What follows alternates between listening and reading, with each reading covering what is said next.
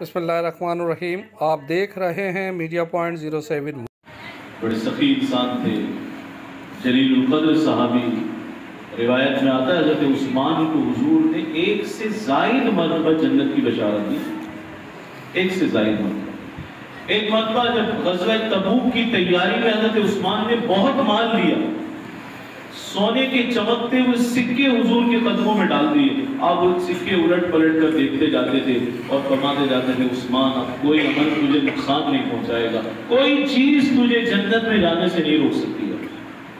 ایسے صحابی فرمایا کرتے تھے، کوئی زمین پر چلتا پھرتا جنت ہی دیکھنا چاہے عثمان غنی کو دیکھے، عثمان غنی کو دیکھے۔ بڑی اللہ نے سعادت عطا فرمائی ہے، بڑے انعامات عطا فرمائے ہیں۔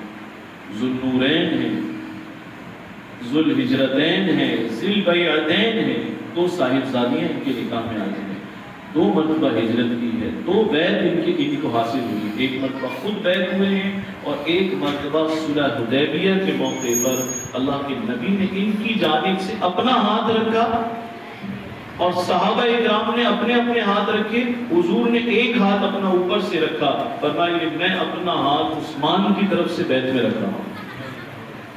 بڑا اعزاز ہے صحابی کا، بڑا اعزاز ہے۔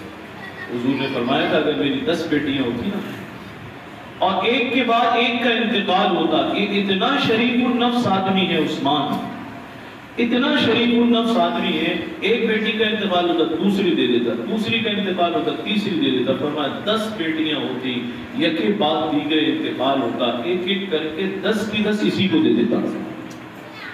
یہ عثمان غنی ہے، یہ عثمان غنی ہے۔ پوچھا کیا پسند ہے؟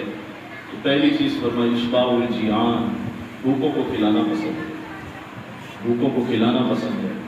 دوسری چیز بیان فرمائی کسوۃ العریان، ننگوں کو پہنانا پسند ہے، کہ کسی کے جسم پر عثمان کا دیا ہوا لباس ہو، یہ بڑا پسند ہے۔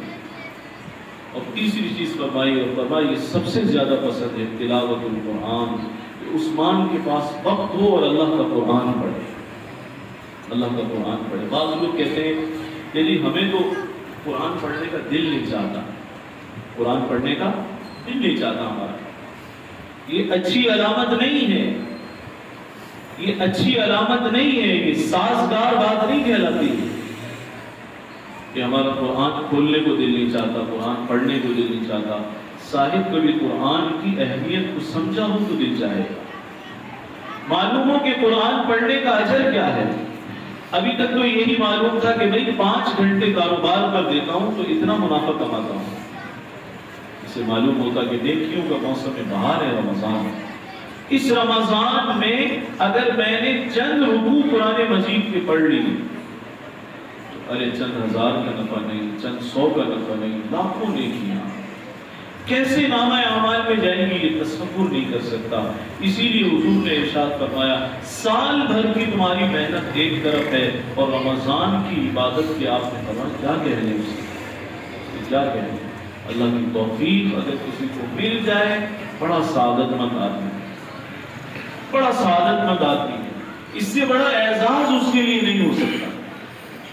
تو بھائی یہ ذوق کی بھی بات ہے، توفیق کی بھی بات ہے، اللہ کی عنایت کی بھی بات ہے۔ حضرت عثمان غنی کا ذوق تھا، شہید ہو رہے ہیں اور دشمن تلوار اٹھا رہا ہے اور اہلیہ نے ہاتھ آگے کر دیا، ان کی انگلیاں کٹ کر قرآن مجید پر جا گئی۔ وہ قرآن تو کاپے میوزیم میں آج بھی موجود ہے استنبول میں، اور وہ نسخہ ہے اس پر حضرت عثمان غنی کا خون بھی موجود ہے۔ وہ بتا رہا ہے کہ آخری لمحے بھی قرآن کی تلاوت بند نہیں ہوئی، آخری لمحے بھی قرآن کی تلاوت بند نہیں ہوئی۔ ایسا قرآن کا عاشق، سبحان اللہ، کتنا ذوق ہوگا قرآن پڑھنے کا۔ اللہ تعالیٰ ہمیں اس کا کوئی حصہ عطا فرمائے۔ ہم تو روکھی سوکھی زندگیاں گزار رہے ہیں، کیا زندگی ہے، کیا زندگی ہے۔ کبھی غور کریں تو احساس ہوگا، ایسا معلوم ہوگا کہ اگر میں قرآن سے بالکل ناآشنا ہوں، رمضان میں بھی جی نہیں چاہتا، ارے صاحب کے بولوں کہ بیت ہو کیا اسی لیے پیدا ہوئے تھے بس، یہ صرف کمانا ہی کمانا ہے، کمانا ہی کمانا ہے، بیت ہے کہ بولوں انسان ہے، اشرف المخلوقات ہیں، حضور کی امت ہی ہے، ہمارے ساتھ جسم بھی لگا ہوا ہے، روح بھی لگی ہوئی، ہمارا ایک ظاہر ہے اور ایک باطن ہے، ایک ہمارا دل بھی ہے اور ایک اس کے اندر ایمان بھی ہے، اور ایمان کے تقاضے بھی ہیں، کبھی اس پر بھی نظر جاتی ہے، کبھی اس کا بھی احساس ہوتا ہے کہ اس کو بھی کوئی ضرورت ہے، تو دل نہ چاہنا، میں عرض کر رہا تھا لوگ کہتے ہیں ہمارا دل نہیں چاہتا قرآن پڑھنے میں، ہمارے اکابرین نے لکھا کہ روح کے پس مردہ ہونے کی نشانی ہے، روح کے پس مردہ ہونے کی نشانی ہے۔ آپ اگر کسی انسان کو کھانا نہ کھلائیں، کچھ دن کھانا مانگے گا، کچھ دن کھانا مانگے گا، کچھ دن کھانا مانگے گا، اس کے بعد اس کی حالت ایسی ہو جائے گی نہ اٹھ سکے گا، نہ بیٹھ سکے گا، نہ چل پھر سکے گا، پھر آپ کھانا بھی کھلائیں گے تو کھانا اندر نہیں جائے گا، وہ کھانا کھانے کے قابل نہیں رہے گا۔ یہ روح ایک وقت تک پیاسی رہتی ہے، یہ مانگتی ہے اللہ کا ذکر، یہ مانگتی ہے قرآن کی تلاوت، یہ ہم سے اللہ کا قرب چاہتی ہے۔ اس کی غذا الگ ہے، ظاہر کے جسم کی غذا الگ ہے۔ ہمارا جسم مرکب ہے روح مع الجسد سے، ایک اللہ نے ظاہری باڈی عطا فرمائی ہے اور ایک اس کے اندر اصل چیز روح پیوست فرمائی ہے، یہ دونوں سے مرکب ہے۔ اب ہم صرف ظاہر کی فکر کر رہے ہیں، اتنا سا بھی نوجوان کے کوئی دانہ نکل آئے نا نشان پڑ جائے، وہ سمجھتا ہے پتہ نہیں سارا شہر مجھے ہی دیکھنے کے لیے آتا ہے، 10 قسم کی کریمیں لگائے گا، اور اسے یہ معلوم نہیں ہوگا کہ یہ روح مزمحل ہے، مدتیں ہو گئی اس نے اللہ کا ذکر نہیں سنا، اس نے اللہ کا کلام نہیں سنا، قرآن اٹھا کر نہیں پڑھا۔ میاں اس کی خوراک کی بھی فکر ہے، اس روح کی خوراک کی فکر نہیں ہے۔